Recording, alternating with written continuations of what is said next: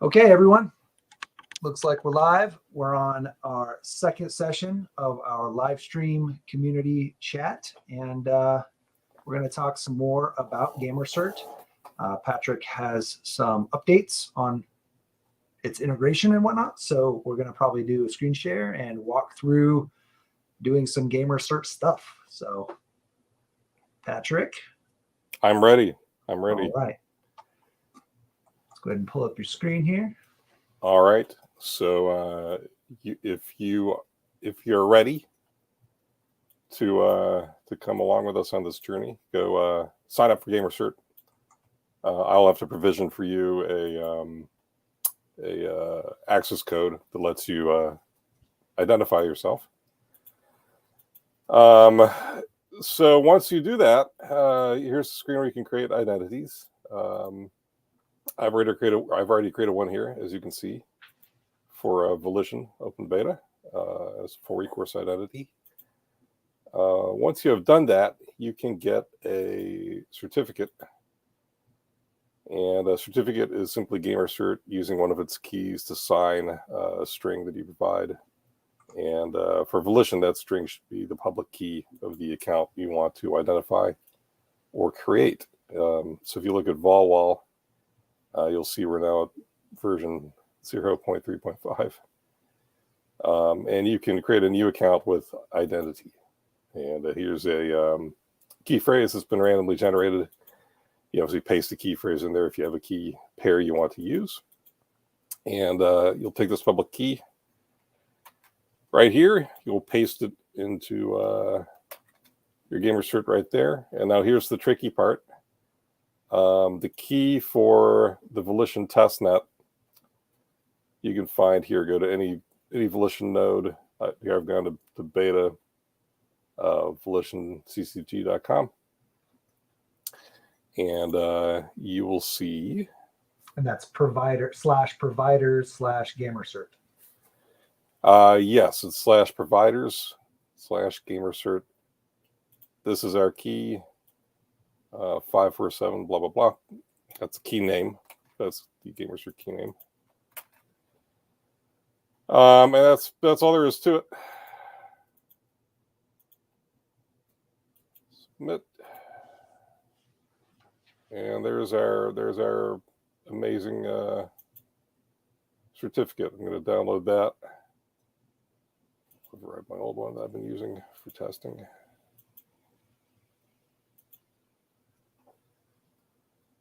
All right.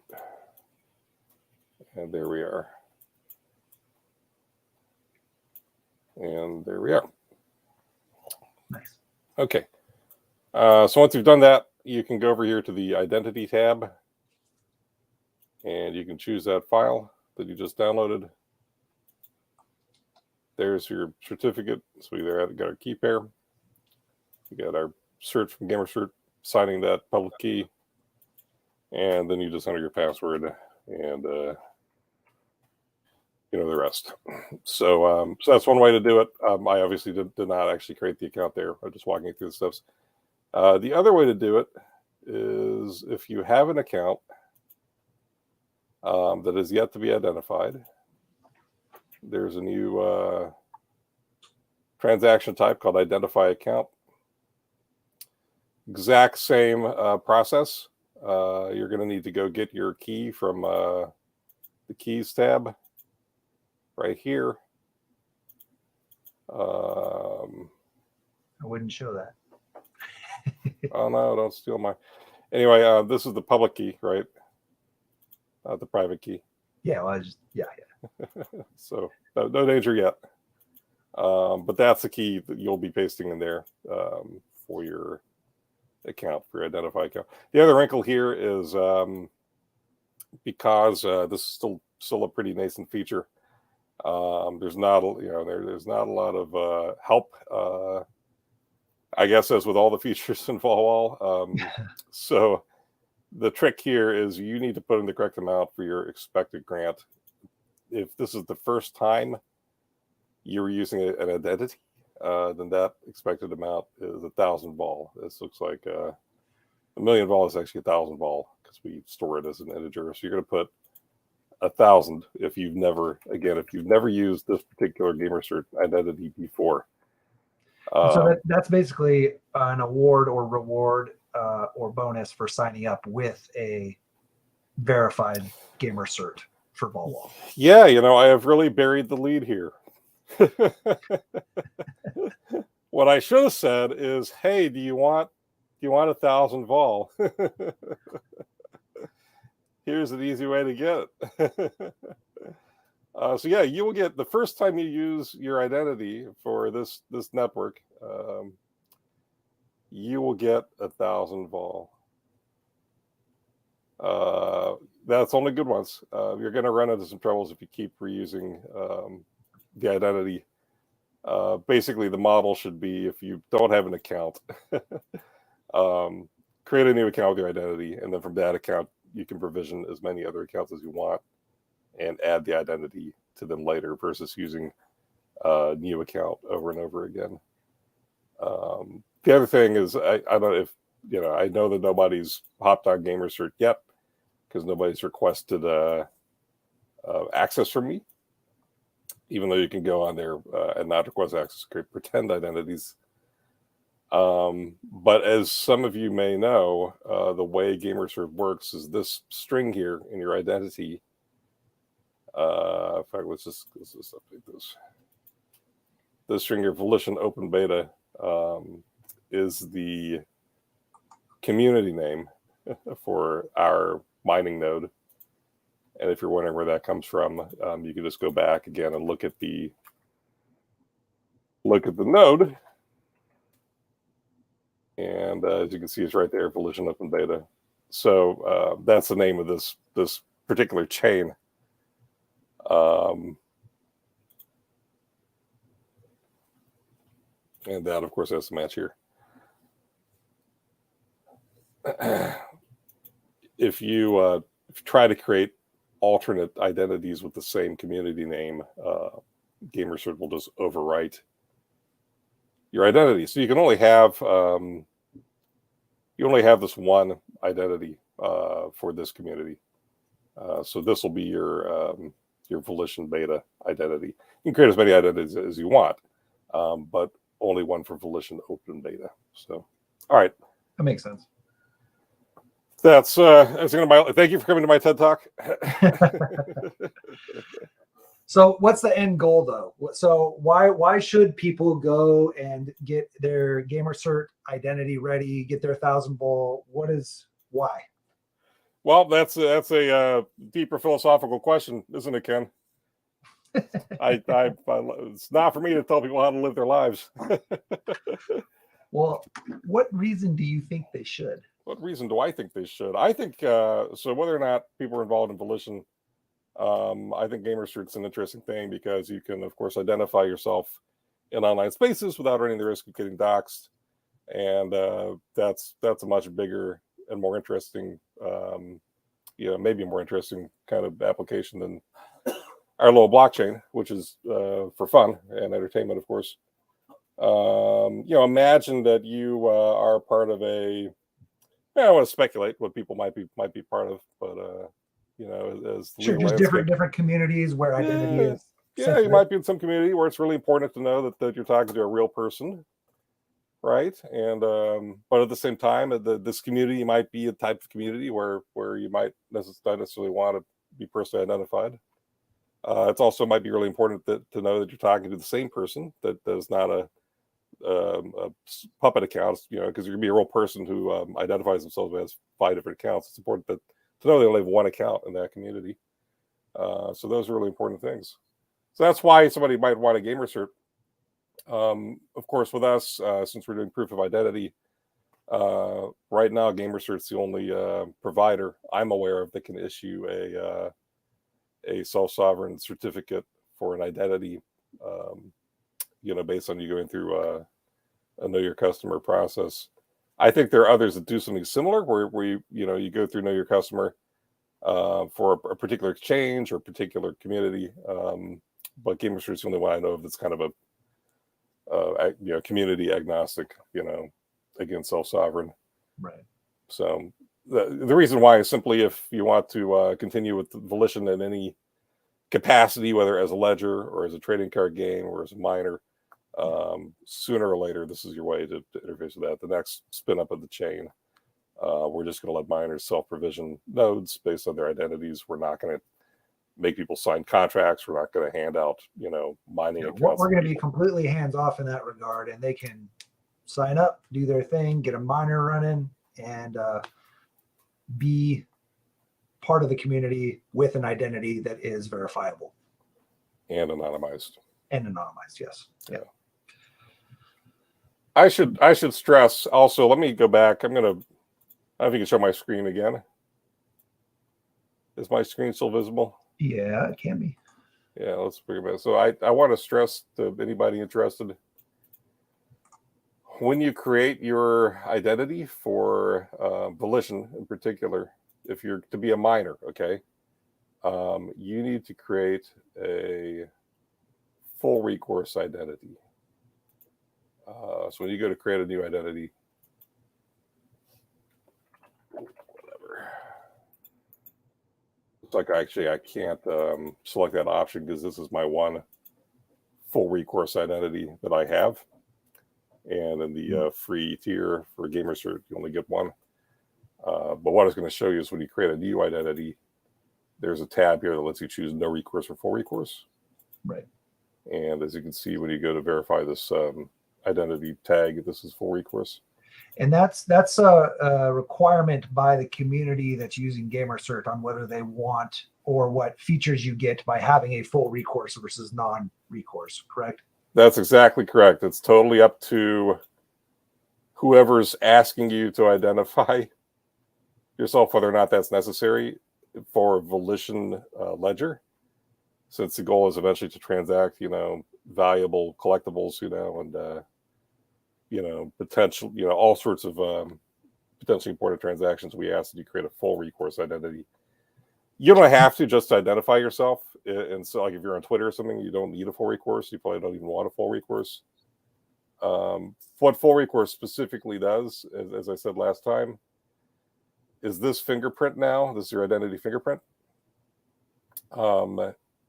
can be used to reveal your PII to a court.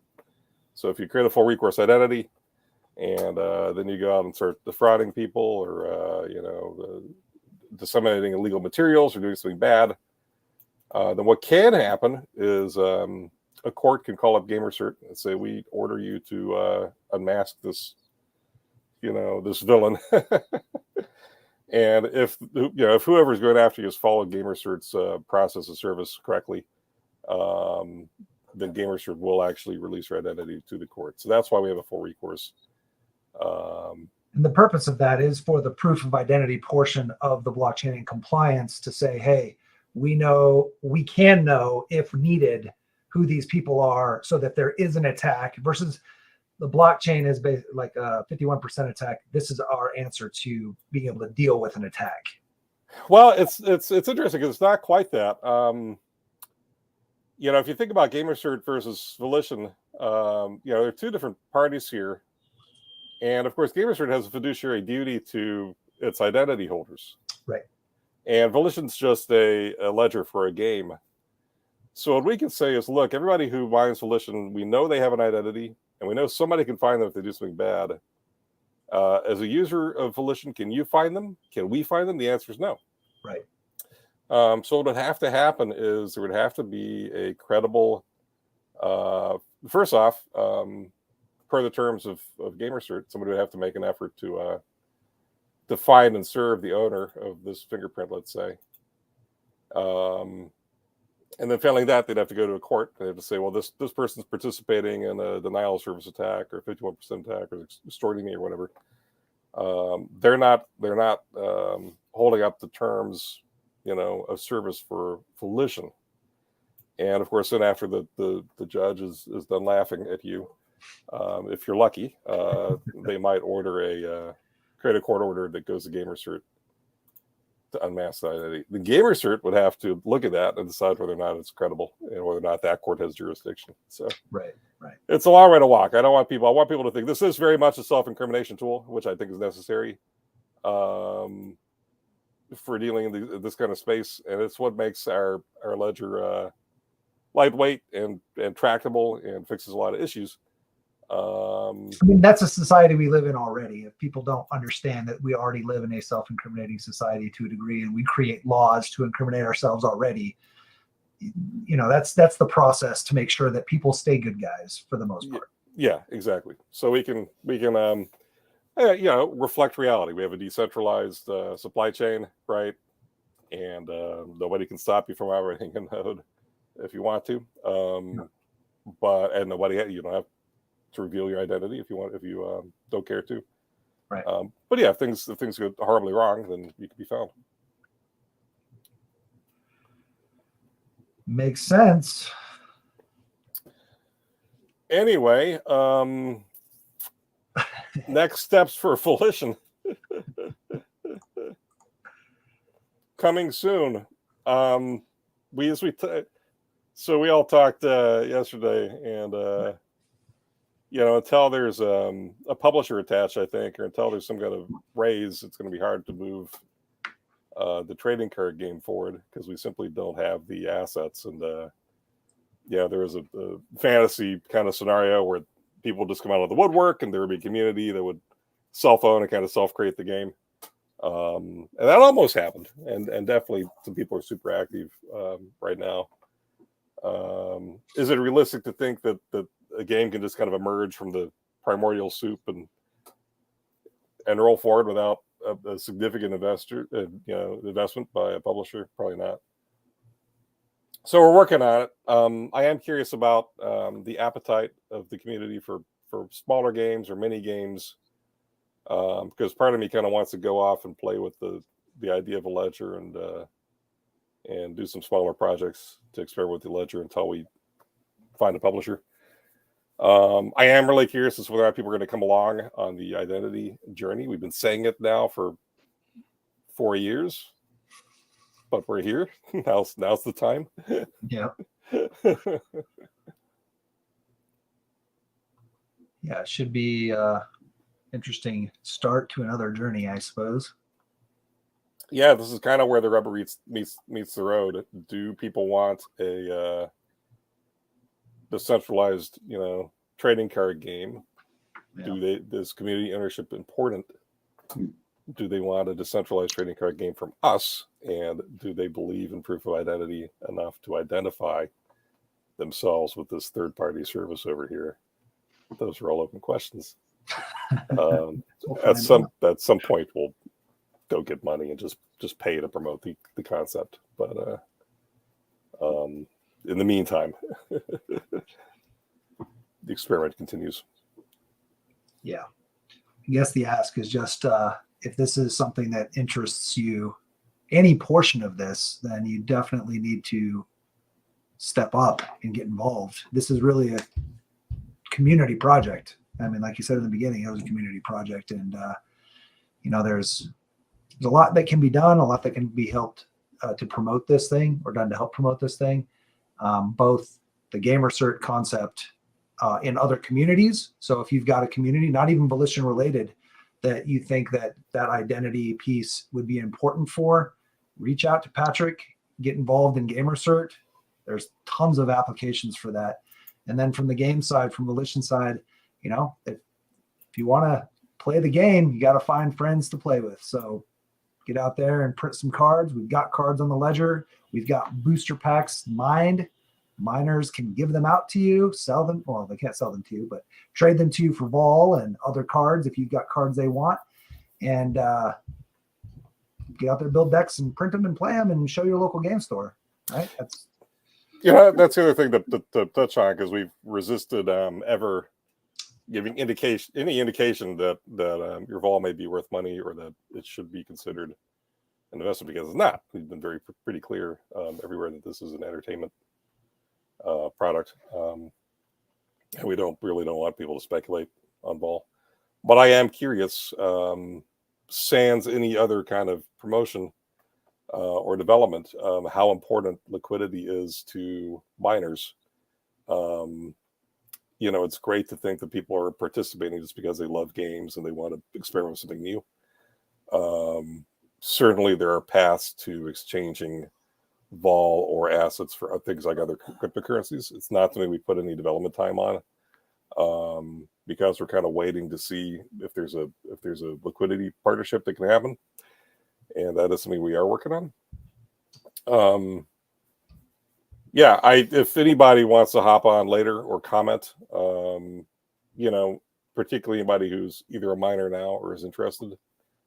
Yeah, I'd love to get some miners or other community members involved on one of these episodes with us and just kind of spitball ideas and their thoughts and get feedback from them.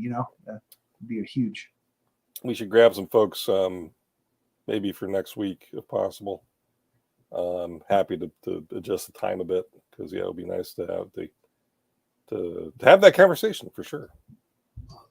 Yeah, I think it's important. It's definitely a big piece of the overall project, I think, or can be if we want it to be. So, Scott, you barely said a word. I've been talking I've just been blathering the whole time. How you doing? I'm just taking it all in, how it all fits together. When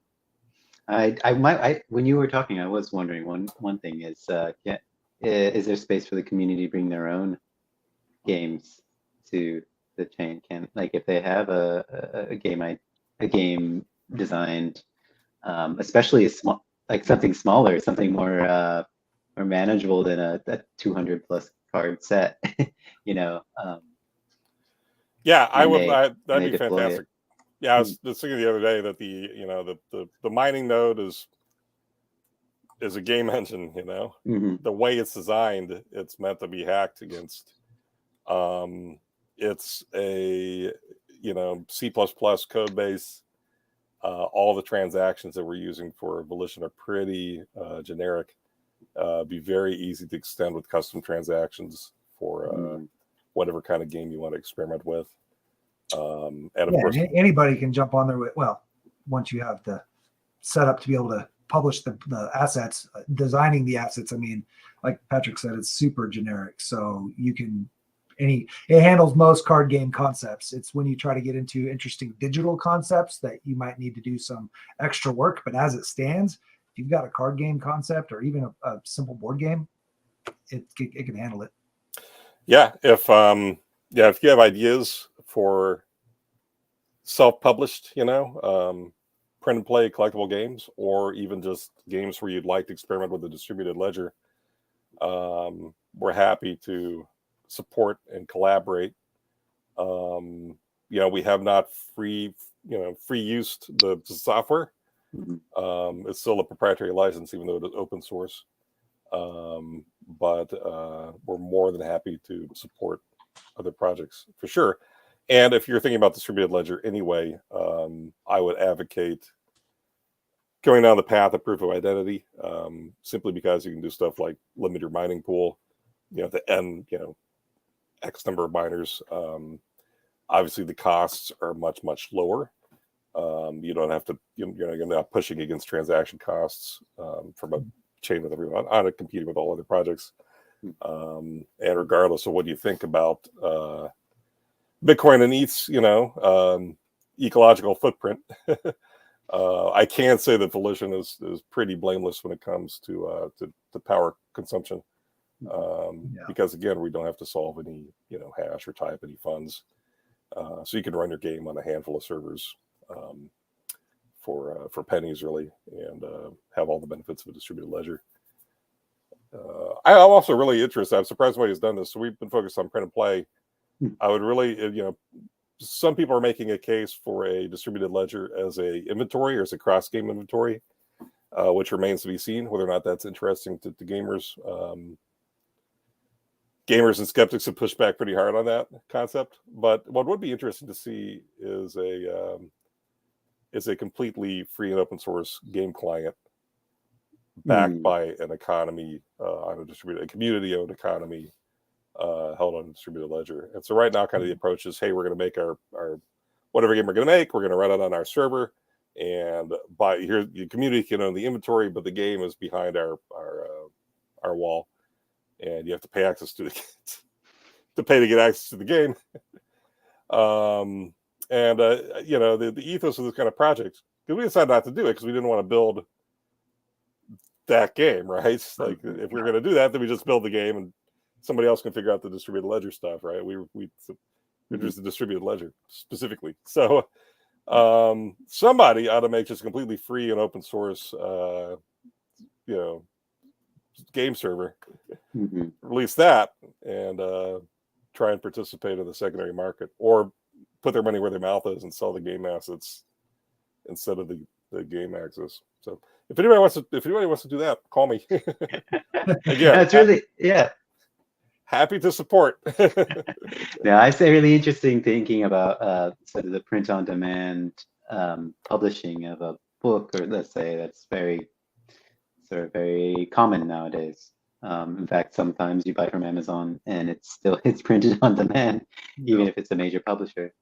Thinking about that, porting that, you know, our thought was let's try that with games, right? Let's try that with card games. Let's just print our own. But thinking about that now to a digital card game, like roll your own digital card game with a distributed ledger. That's an interesting concept I hadn't even thought of. Yeah, we'll find a way. There is something there, you know. I've been reading and listening to the crypto skeptics since 2017, and yeah, there's real heft to a lot of what they have to say, but at the same time, they conveniently ignore. You know, there's a video with Chris Natsume, who I happen to personally know, and Chris, you know, opens his video by proclaiming that he's, you know, God's gift to game design or whatever. And you know, as a world famous game designer, proceeds to go ahead and say, "Well, you couldn't possibly. I mean, there's no way you could have an item that works in one game and have it work in another game. That just can't be done." In so many words, and it's like, yeah, I don't know. Game designers are pretty smart, and they can do all sorts of wily, clever things. And I'm sure if that were fun for people, somehow some game designer would figure out a way that your sword of smiting in the fantasy game can be the, you know, gun of shooting in the noir detective game or whatever it is. I'm just somehow, I bet, you know, if you had to create, say, 200 to 300 unique game pieces every quarter and release them into a ever-growing set of game pieces and have them all be balanced and work together, somehow that could be figured out. I mean, the thing that you're not even thinking about in that regard is it doesn't have to be necessarily status-based game pieces. There's also a huge market for like ownership of skins and cosmetics. And you could easily make your great sword of shininess work in other games that have swords or shininess. It doesn't even need to be an actual, you know, crunch the numbers thing. It's just like, hey, we have this cool looking cosmetic in this game. You can wear that same armor in this other game, or it's your football uniform in this football game. You know, it's just a different design, but it's the same asset. It's from the same, you know, issuer. Yeah, yeah, there's a lot of ways to it. There are issues, but people will figure it out, and maybe it'll be fun. I think really it comes back to you know, that promise of community ownership, and how do you link this to unscheduled rewards, which frankly is fun for people. That's one of those things where it's you know, maybe you're on the path to vice and ruin if you go too far with that love of unscheduled rewards. But really, that's what we're talking about. So you know, this kind of technology is very interesting because you can do unscheduled rewards in a community-owned, decentralized paradigm. You know, which is cool. If you're not, you know, destroying the environment to do it. True. Okay, well, I think we hit our 30-minute mark here in about 45 seconds. So any final words? Like I said, hopefully next week we can bring some more community members on, or anybody that's got any questions or wants to make an argument, or, you know, just talk. We're here just to talk and get ideas from each other and grow and build. Yeah, it's always worth stressing that it's you know, by design and by our resources, this is always a community focused project. So it's always nice to hear hear from other folks who may or may not be like-minded. So Yeah. That's right. We need some contrarians I was just gonna to say hop that. into this. centralized Well, control is best. Yeah, Yeah, top-down design. Yeah. yeah, We might maybe. end up at 45 minutes for those ones, but that's fine. We should talk. We'll talk more. We'll talk more about the world of crypto next time. Interesting to dig into. I have such an ambivalence about the critics, and I've really become a connoisseur of. I think there are good ones. I think there are dishonest ones. I think there's a whole spectrum there, and the way the arguments are framed on both sides, pro and anti, and everywhere in between, are frequently disingenuous. I think that applies to more than crypto. Yeah, but I this is the we'll all eventually get in trouble at some point. I suppose if we keep broadening our circle of discussion. Yeah. So I'll limit myself to crypto and not opine on anything else. But yeah, I'd love to dig in, because even now, I mean, Scott, you and I had lunch with that guy randomly the other day, and right after he was like, "Oh, my brother's involved in Filecoin." I mentioned that we were working on a distributed ledger, and he was, how dare you? He wasn't happy about it, and not, there wasn't any like, "Oh, well, aren't you concerned about the environmental impact, and how are you doing this or that?" There wasn't any discussion about like, well, what about crime, or blah blah blah. Yeah. It was just like, so I get it. I get it. And Well, yeah. Anyway, go on. No, it's there's lots of how it interacts, how crypto intersects with the game industry is surprisingly contentious as opposed to any other industries. I don't quite, get that. I mean, I'm welcoming of that like contradiction or people's opinions about it. It's just it's strangely black and white in the games space, whereas in other discourses or other industries or other spaces, it's quite it's a little more dynamic conversation around it, or in my opinion. It makes me wonder what the if you could trace the lineage of that anger. If it's weird, again, going back to Chris Natsume, and I urge everybody to go watch his video. Chris made his fortune making match 3 casual games with microtransactions, and to see somebody like Chris come out and be like, "Oh, this is just artificial scarcity, and this is the financialization of everything," and it's like, well, weren't you literally just the guy charging people to tap on the word? Wasn't that you tap on the thing and you have to pay money? And so it's it's weird to see where people draw Is it that because line. it's so similar that they're like, they can't see that it's so similar that they're like, doesn't feel right because it's not that? People draw weird lines. Again, that guy we had lunch with the other day, he was in games, and he's like, when our friend asked him how he monetizes, he's like, "Oh, loot boxes and but he was like, "Oh, I'd never touch a social casino game. That's unscheduled rewards. I wouldn't sully myself with exploiting people that way. But if you loot box in the match 3, well, that's just dandy. That's 0.2% of your player base is funding the whole thing because they're degenerate gamblers, and you're sending them pizzas to keep them playing, and they're spending 5 or 6 figures a year, and you're okay with yourself. Wouldn't touch that filthy distributed ledger, but we'll exploit people in other ways all day long. I do think that those are some good conversations to have. If anybody out there feels that way, like we would like to talk to you. Like, tell us why that argument stands in your mind. Why what is? Yeah, we just want to talk about it. We want to talk about it. Let's talk. We'll talk. I mean, it is interesting because like we were talking about the physicality as well in that same conversation about like opening a booster pack physically. Yeah. Where as opposed to, let's say that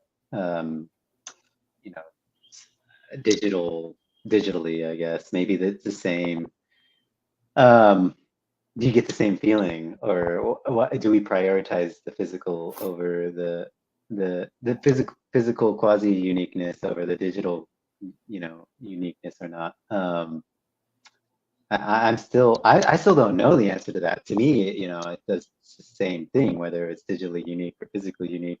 If you care about that, Right. And if you want the actual thing, you just print it and just have it. You know what I mean? For reproducible objects like trading cards or pictures or stuff like that. You know what I mean? I find that an endlessly, because there's no right answer here, right?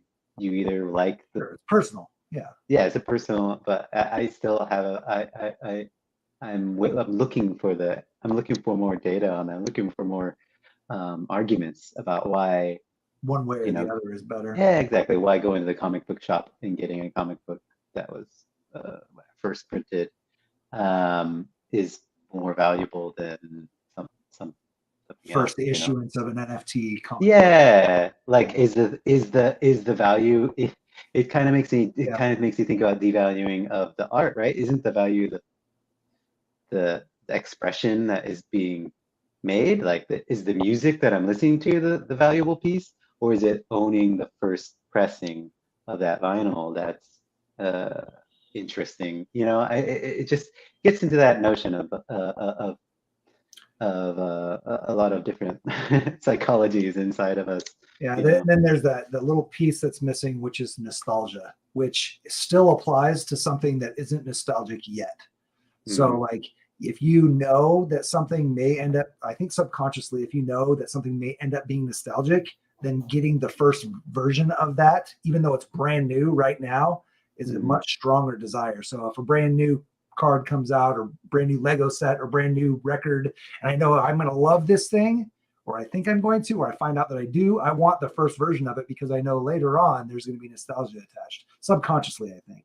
And I think nostalgia is a huge thing. Investment in Could I mean, that's my view, a little bit on it. It's also investment because you think other people are going to be nostalgic for that first thing as well, right? Like, people want a Alpha Black Lotus because there's a nostalgia thing to it. Yeah, well, there's magic there, unquestionably, right?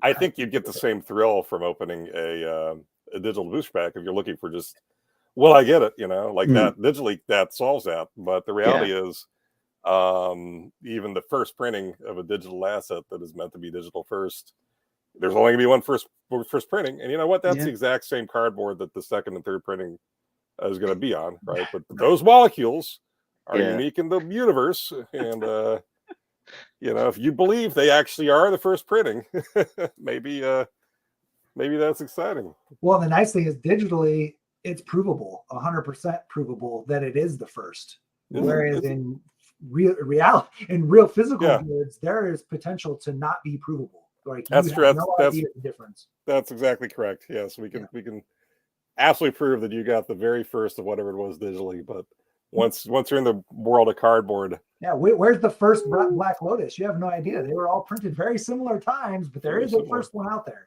Very similar. I know for a fact that for a certain trading card game, there was unofficial product, probably printed on the exact same printing press with the exact same ink at the exact same facility. Until around 9 after p.m. 6 o'clock when the employees after 6 o'clock, and so I just, as the publisher of that game, I say, look, if your spoils card is printed after 6 p.m. not official in China, then that's not a real card. Throw it away. Throw it away. Maybe 30% of the first stuff, if you're a collector, I'm just telling you right now. Oh, man, I know it could be. There's a good chance. I'm looking at how much stuff do I have that's not official? I know. Came over on the exact same pallet. Look at that.